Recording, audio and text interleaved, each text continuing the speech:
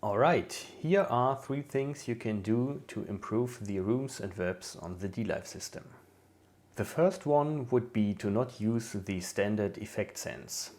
If we take a look at the mixer configuration, we can see that there are dedicated effect sends. In this case, I have configured 6 stereo effect sends.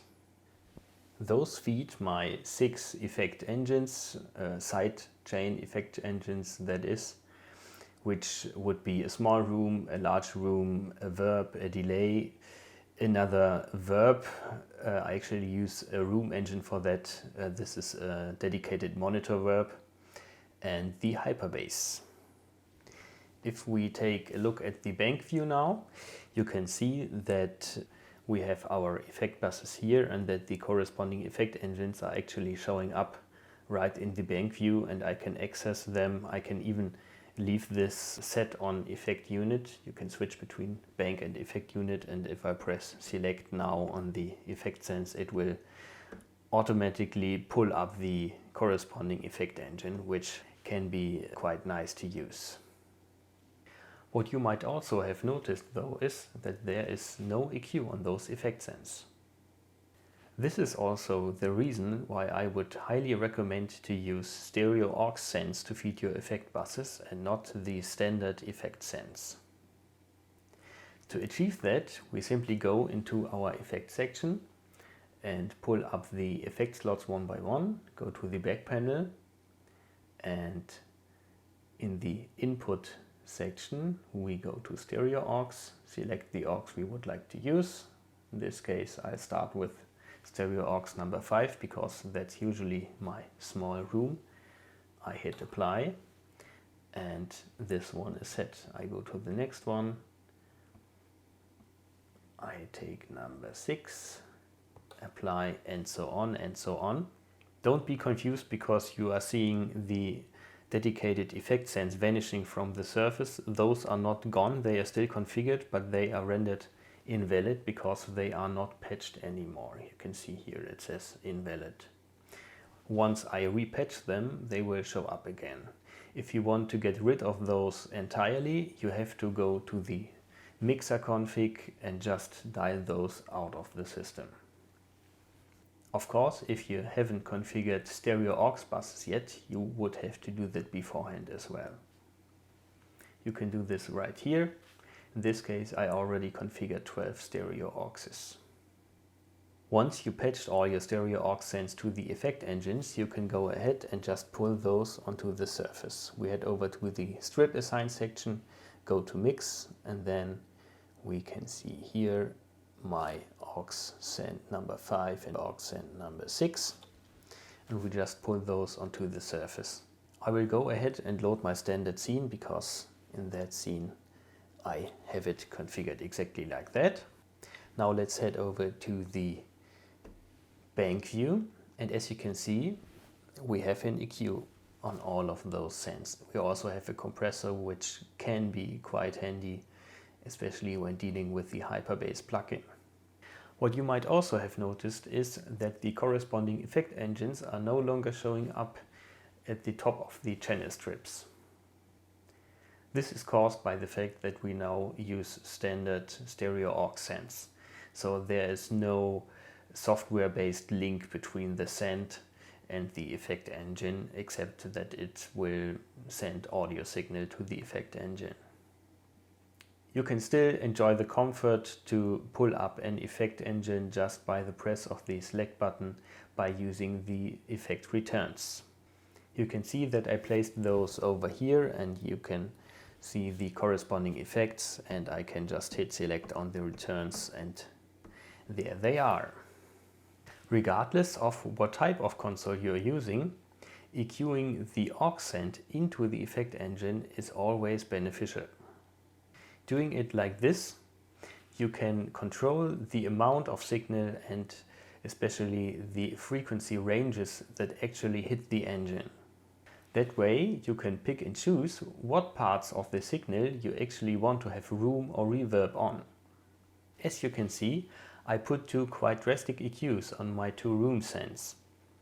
I did that to avoid flutter and also to avoid the S sounds to be overly represented in the sound of the rooms. In terms of the reverb, using a high-pass filter can also help tremendously. In this case, you can see that I did not set it up. That's mainly due to the nature of this scene.